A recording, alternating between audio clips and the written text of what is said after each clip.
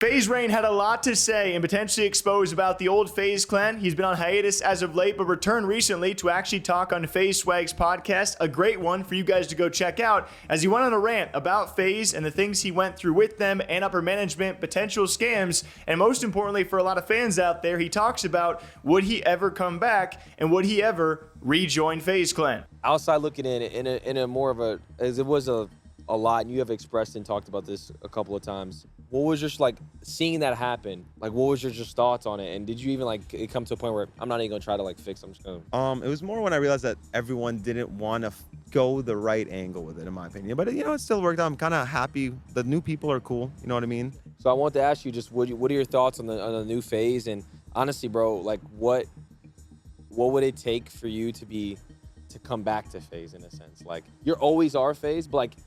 The fans want to see you completely involved, like in the mix again. Like it's a very deep answer. I don't know. I don't know what the future holds, but I would be more on the no side personally. But you never know. There is still a little bit of corporate holdup, but it's not against anything to do with the people in FaZe. I actually really like them. I actually think everybody there is cool. I think everybody there is hungry, driven, motivated. I genuinely do. Like it's the most refreshing FaZe has felt for me since I was like younger. There was no point in the middle where it ever felt refreshing. Even the Fortnite days, the 2018-19 did not feel refreshing at all. It felt forced. This shit feels genuine for the first time. So it's good. There was no corporate holdup. Be a whole different convo. You know what I'm saying? And then when Matt and Swagg asked him about the current CEO of FaZe, that being Banks, and the new direction of these new FaZe members, commonly people say that they have the former FaZe OGs, and now we have the clip farmers, the new generation of FaZe, and all their new members who are doing numbers. You cannot deny it, and it's definitely a new generation, a completely different change from what once was, but now this is. He was actually asked what he thinks about this, and he says he believes in Banks and what his direction for this team is going to be. You really never know. I do believe in Banks. He has the right idea with everything that he's doing. You know, I know me and him have always been on the same page about what we want with FaZe. It was just the only differences were the approach of how we're going to handle the corporate stuff. I just feel like it would have been so fucking easy, bro. If everybody stood together, like dead ass. Like I feel like it would have been so easy if everyone actually was like, you know, and showed the world that we had real camaraderie. Like that was also something that stopped. I'm just going to call them angel investors. People that were willing to pay money as they didn't see, like it looked kind of scary on their bet.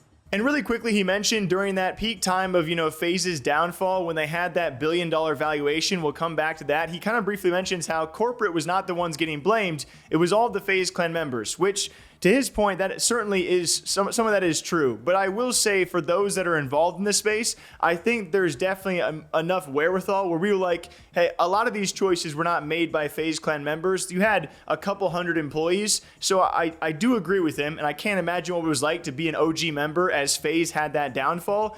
But certainly a lot of people besides the OGs were blamed for that. And I think Lee Trink is a good example. Like, dude definitely played a part, right? That's what they did, bro. And it all starts from the OG guy, it's insane, bro. Like the ESPN documentary is like, it's like missing the most important shit. Like how we even lost the company. Nobody talked about it. I want to so bad. I just don't know if it's bad for their lawsuit, so I don't want to, but I want to so bad. Because nobody knows. And that's what's crazy. Nobody knows. Nobody has a face. Nobody cares. Yeah. If there's no face, nobody cares, and that's how they were able to beast us. Because who do you think got blamed for the stock crashing? Lee and fucking Dan Shribman and all those fucking nerds? No, we did. You know what I'm saying? Like, yeah, they're not gonna get blamed for that. But they're all, the corporate people, they're so ratty, bro. And especially when they're dealing with me, they all turn against each other in the craziest ways. And then he talks briefly on the Tfue situation, which I thought was very interesting, and how that Tfue, when it came to the 80-20 deal, that being 80% of all of his earnings could have been taken by FaZe and the old corporate, he says that is true. That contract was in place, although he does doubt they ever would have taken the 80%. It was the fear that they could have taken 80% of everything he made that kind of tweaked Tfue into drawing up that lawsuit to begin with, which was kind of some unique insight on the circumstance from years ago. Like, time flies by. That's why even with the Tfue shit, it's like insane to think like we would want to take all of his money. That shit's fucked up. None of us, even Seb, the mastermind, he didn't even want to do that. And he's a fucking terrible guy, but he didn't even want to do that. It was just like the OG contracts they had them on. Obviously, we had no fucking parts with any of the contracts, but it really was like, has he ever disclosed it? Because I don't care, I'll say it. I don't think I got a part in it. Yeah, has he ever disclosed it? Contracts? Yeah, he's disclosed it. He said what it was, right? He said 2080? The 2080. Yeah, exactly. Okay. So yeah, the 2080 shit, that shit's wild. No, 20. Yeah. So what was it? It was. And he just made too much money, so they technically could have took that from him. So was it 80% of what? Just everything he made? Bro, I'm pretty sure it was everything he made.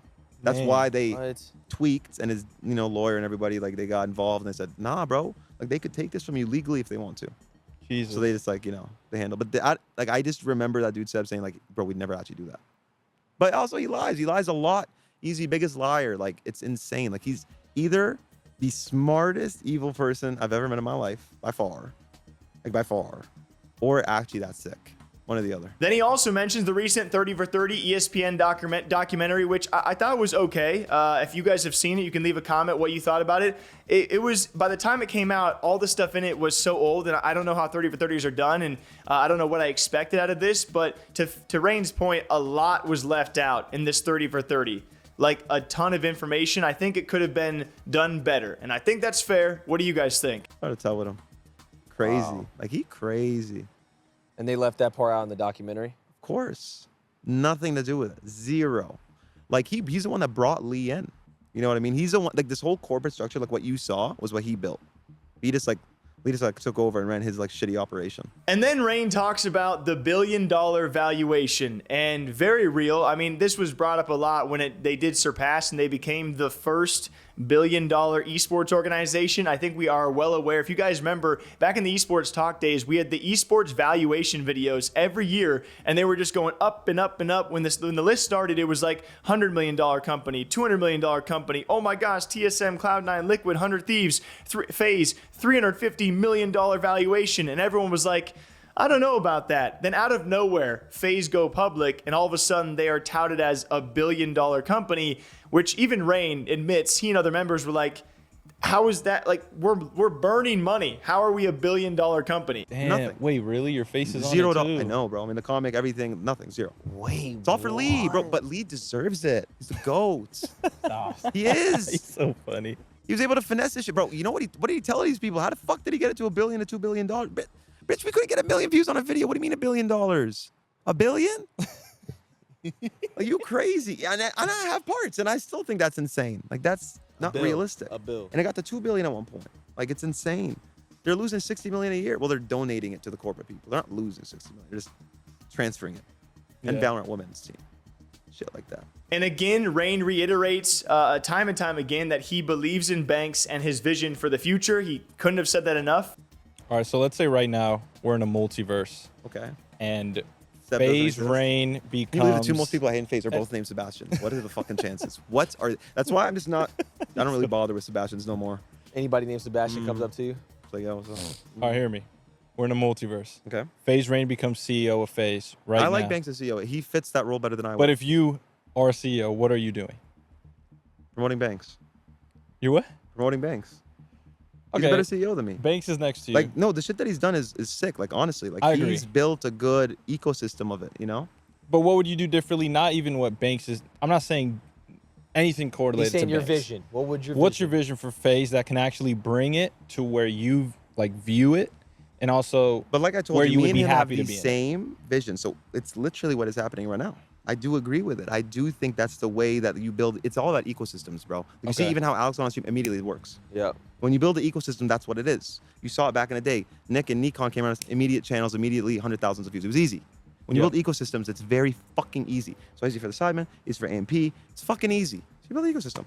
And you do genuine, honest shit between people. And what matters more than anything is the chemistry between the group and the transparency and honesty. And then lastly, touches on for a second time, would he ever return to FaZe? Which a lot of people already see him as FaZe Rain forever, and that's fair, but officially joining back in, partaking in the content, and whatever this future vision may be, he says, it's not a no, but as long as it's still kind of corporate, which it is, Game Square and others still play their hand in this, that he's just not fully set on officially returning to FaZe, it seems, but it's not a no.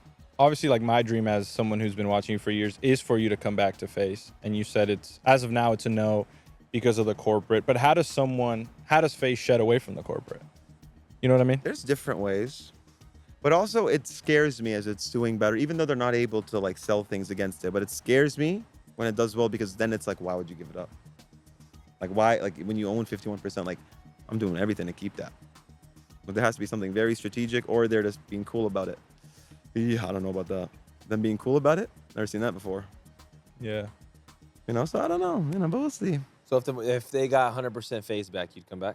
I don't even care about the ownership or the money. Even when the shit was technically worth like 70 million, like, no world was I gonna try to like sell or do anything with that. You know what I mean? Yeah. Because then they'd own it more. Like that's just crazy.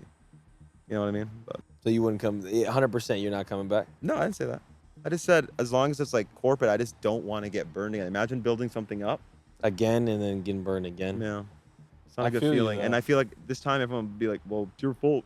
And that is FaZe Rain's rant on the OGs and, of course, the corporate FaZe that once was, and now the new FaZe that is, seems to be doing well. For me, and I think a lot of others out there, how can they keep this momentum and this snowball rolling? And what are they going to keep on doing? Like the content, the streams are doing very well, but what next? You know, like if you want to keep this momentum going, keep Banks and others involved, what will be next? Leave a comment down below. Till next time, take care, guys. Water, coffee, hydrate, and we'll see you back here sometime soon. Bye-bye.